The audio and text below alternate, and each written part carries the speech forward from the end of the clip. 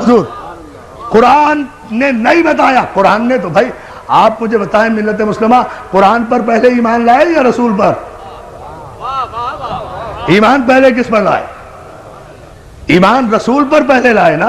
پہلے رسول کو رسول مانا, صادق مانا, امین مانا, سچا مانا, تب اس نے جو کچھ کہا اسے آپ نے قرآن مانا.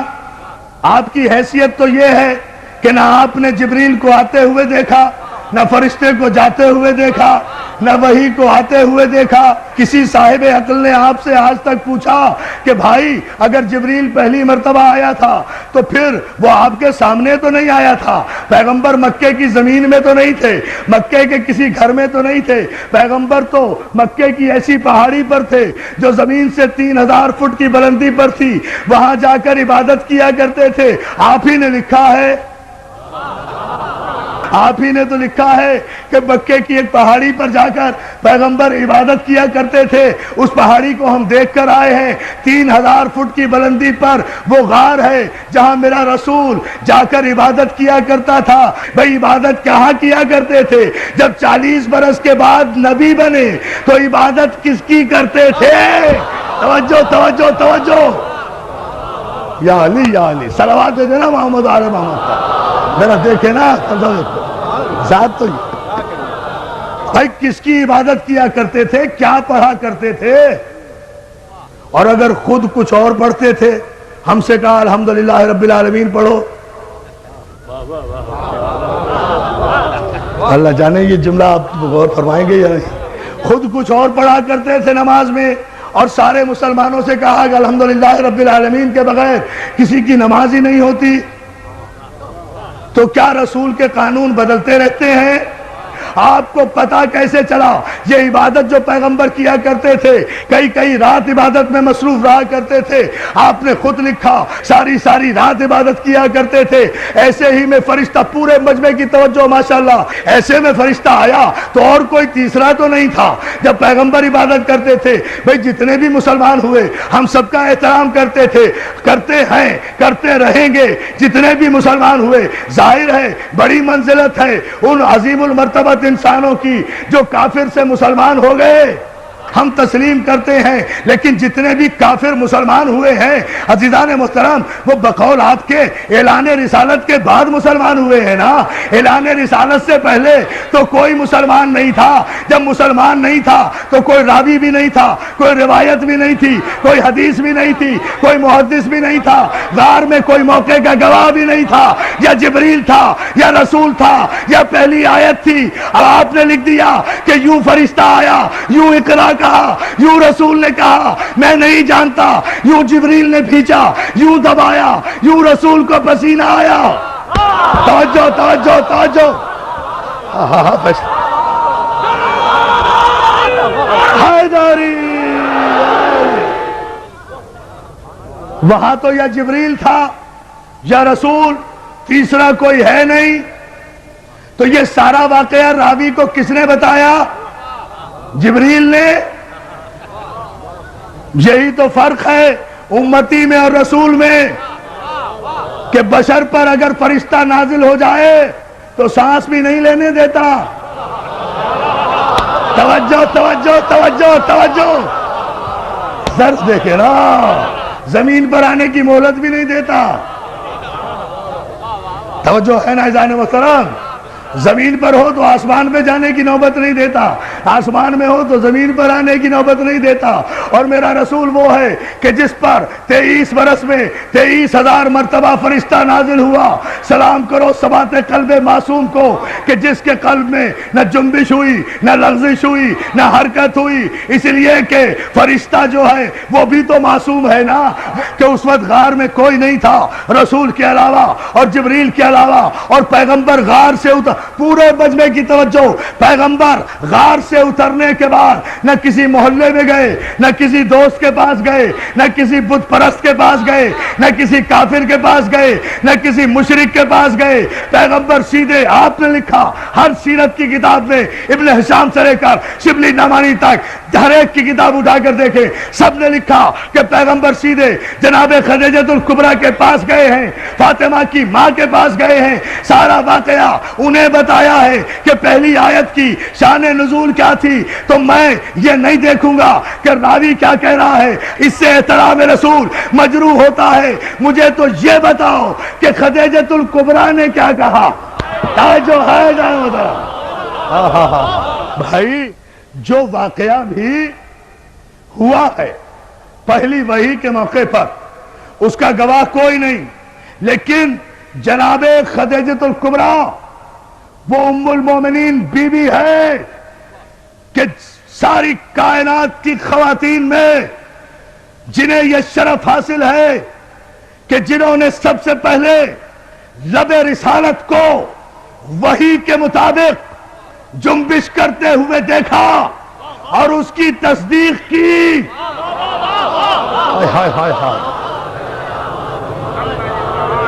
جناب خدیجۃ الکبریٰ وہ خاتون ہیں کہ جنہوں نے اس وقت تصدیق رسالت کی جب کوئی تصدیق کرنے والا نہیں تھا۔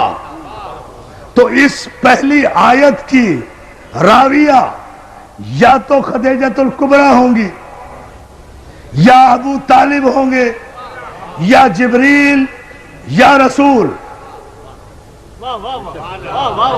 ان چاروں میں سے مجھے بتاؤ کس نے روایت کی کہ جبریل نے جب اقرا کہا تو پیغمبر نے کہا میں پڑھا لکھا نہیں ہوں؟ کمال ہے۔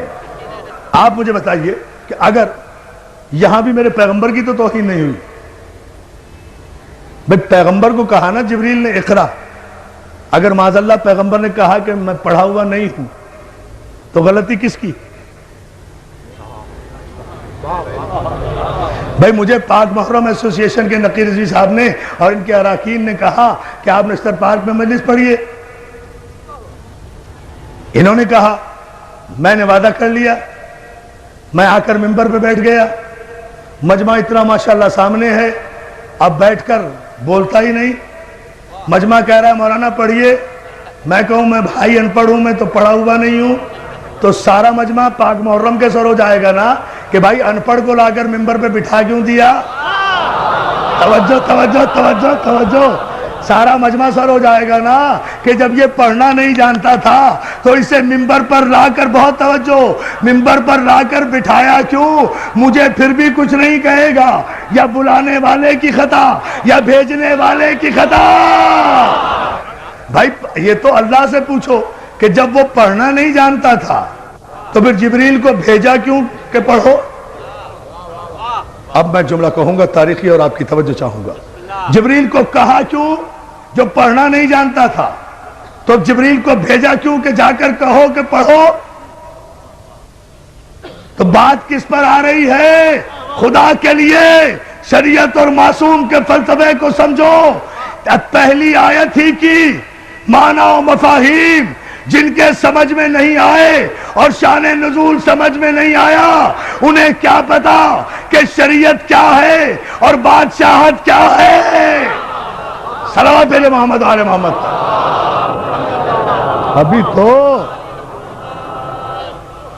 ابھی تو خیر سے پہلی آیت بھی سمجھ میں نہیں آئی، سارا قرآن کہاں سے سمجھ میں لائے گا؟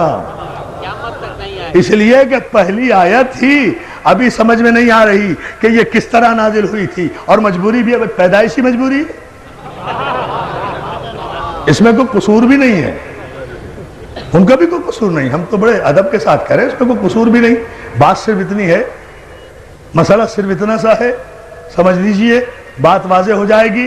بات میرے عزیز دوستو صرف اتنی سی ہے کہ اللہ جن معصومین اور معصوم انبیاء کی پرورش کرنے والوں کو منتخب کر لیتا ہے نا، ان کے نقش قدم کو بھی شریعت بنا دیتا ہے، ان کے نقش قدم کو بھی شریعت بنا دیتا ہے۔ مجھے بتائیے نا، کعبے میں جتنی شریعت جاری ہے نقش قدم ہے نا معصوم کا؟ یہی گفتگو چھوڑی تھی نا، کعبے میں جتنی شریعت جاری ہے، یہ سارے جتنے ارکان حج آپ کر رہے ہیں، یہ جتنی صحیح کر رہے ہیں، یہ صفا و مروہ کے درمیان جا رہے ہیں، یہ 3 شیطانوں کو پتھر مار رہے ہیں، اگر بغیر سوچے سمجھے مار رہے ہیں تو یہ پتھر آپ ہی پہ پڑ رہے ہیں. توجہ توجہ توجہ توجہ توجہ. سلوات بھیجیں بابا سے برائے.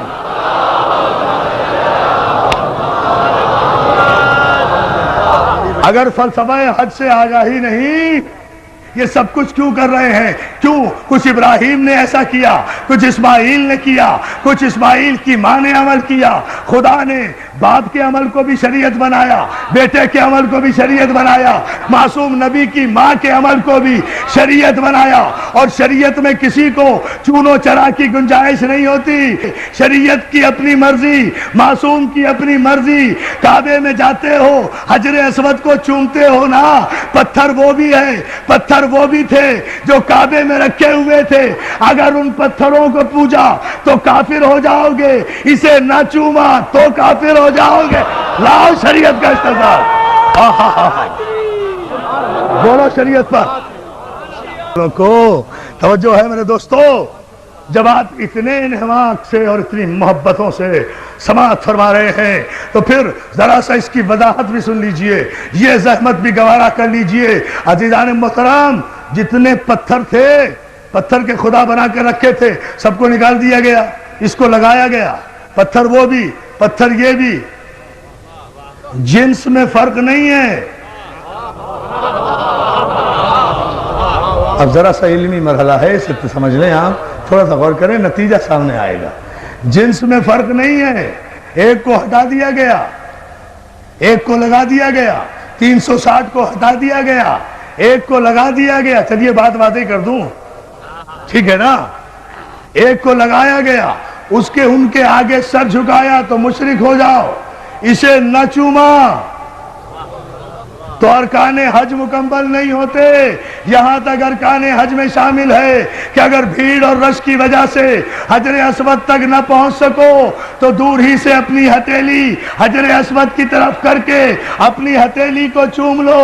حجر اسود چومنے کا ثواب ہوگا. تو مولانا رش کی وجہ سے حجر اسود تک نہیں پہنچ سکے نا، اصل تک نہیں پہنچ سکے تو ہتھیلی یا انگلی کا اشارہ کر کے چوم لیا نا، وہی ثواب ہوا.